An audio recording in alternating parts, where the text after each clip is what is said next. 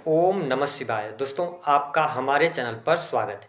आज के इस कार्यक्रम में हम आपको जानकारी देने वाले हैं सूर्य के राशि परिवर्तन के प्रभाव के बारे में। सूर्य ग्रह 17 अगस्त 2025 को अपना राशि परिवर्तन करने जा रहे हैं। तो सूर्य के राशि परिवर्तन का प्रभाव तुला राशि वालों पर किस प्रकार से पड़ने वाला है, आने वाले एक महीने में सूर्य के प्रकाश के कारण आपके जीवन के किन क्षेत्रों में प्रकाश आपको देखने को मिलेगा, किन क्षेत्रों में आपको सावधानी रखनी है, विस्तार से इस वीडियो में हम चर्चा करेंगे।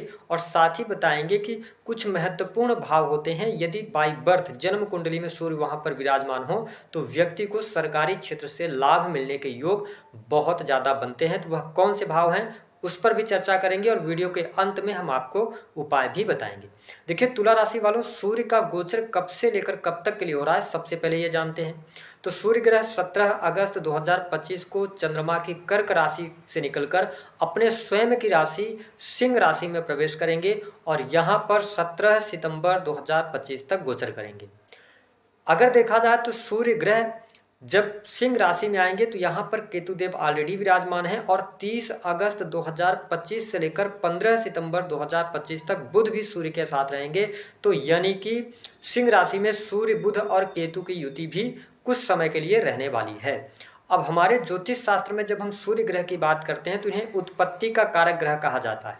सूर्य को आत्मा, पिता, मान सम्मान, सरकारी क्षेत्र, राजनीतिक क्षेत्र, पद प्रतिष्ठा, यश, कीर्ति, साथ ही शरीर में पाई जाने वाली हड्डियां, इम्यून सिस्टम, हथियार, इन सभी चीज़ों का इनको कारकत्व प्राप्त है।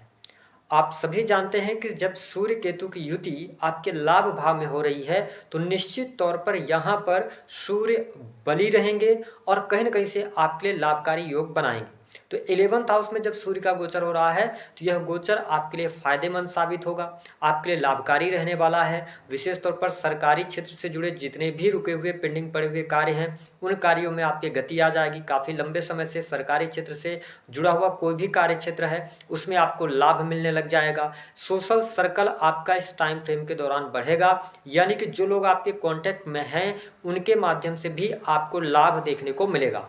जो लोग राजनीतिक क्षेत्र से जुड़ाव रखते हैं उनके लिए बाहरी लोगों का सपोर्ट भी देखने को मिलेगा और सोशल मीडिया पर काम करने वाले लोगों के लिए भी यह गोचर फायदेमंद सिद्ध होता नजर आ रहा है। यदि आप नौकरी पेशा जीवन में हैं तो नौकरी पेशा जीवन आपका अच्छा रहेगा। इस समय अवधि के दौरान 30 अगस्त से लेकर 15 सितंबर तक का जो टाइम होगा यहाँ पर भाग्योदय होगा, भाग्य का भरपूर सहयोग मिलेगा। काफ़ी लंबे समय से यदि प्रमोशन वगैरह की चाह आप रख रहे थे तो यह समय आपके लिए भाग्यशाली सिद्ध होता हुआ नजर आ रहा है। प्राइवेट सेक्टर के अंदर नौकरी पेशा जीवन से जुड़े जातकों के लिए भी यह समय अच्छा रहेगा। प्राइवेट सेक्टर में लाभ होगा। धर्म, अध्यात्म के प्रति आप में रुचि जागृत होती नजर आ रही है। आप यदि sales, media, marketing, creative field से जुड़े हुए हैं या किसी भी प्रकार से लेखन का कार्य है, संपादकीय का कार्य है तो यह गोचर आपके लिए बहुत अच्छा रहने वाला है। अब देखें, सूर्य केतु का ग्रहण भी 11th हाउस में लग रहा है। तो आप यदि किसी अच्छे पोस्ट पर हैं, किसी अच्छे पद पर हैं तो आप लालच में आकर कोई काम ना करें। दूसरी बात कि यदि आप कहीं पर सिग्नेचर कर रहे हैं, किसी डॉक्यूमेंट पर सिग्नेचर कर रहे हैं, कोई एग्रीमेंट कर रहे हैं तो इस समय अवधि के दौरान उस पर आपको सतर्कता निश्चित तौर पर बरतने की आवश्यकता रहने वाली है। इसके साथ ही यह गोचर संतान के लिहाज से अच्छा रहेगा। संतान की उन्नति और प्रगति भी इस समय अवधि के दौरान होती हुई नजर आ रही है। हाँ, थोड़ी सी परिस्थितियां आपके लिए ऐसी रहेंगी कि इस समय अवधि के दौरान क्रोध की अधिकता आप में हावी रहेगी या माइंड में जो अभी यंग एज के अंदर हैं, ठीक है, 30 से नीचे के एज के हैं, उनके लिए थोड़ा सा कंफ्यूजन की स्थिति रहेगी। क्योंकि यहाँ पर आप देखेंगे कि इस एक महीने में मल्टीपल रास्ते आपके लिए नजर आएंगे जहां पर आप ये खुद फील नहीं कर पाएंगे कि आपको करना क्या है।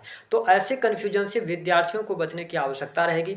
संतान की स्थिति अच्छी दिखाई दे रही है। वैवाहिक जीवन भी इस गोचर अवधि के दौरान आपके लिए अच्छा बना हुआ रहने वाला है। इसमें किसी भी प्रकार के दुराव की स्थितियां पैदा नहीं हो रही हैं। साथ ही भूमि, भवन, वाहन से संबंधित कार्य की अगर बात करते हैं तो परिस्थितियां आपके लिए बढ़िया रहेंगी। जो स्टूडेंट हैं, विद्यार्थी हैं, उनकी पढ़ाई लिखाई भी काफ़ी शानदार यहाँ पर बनी रहने वाली है।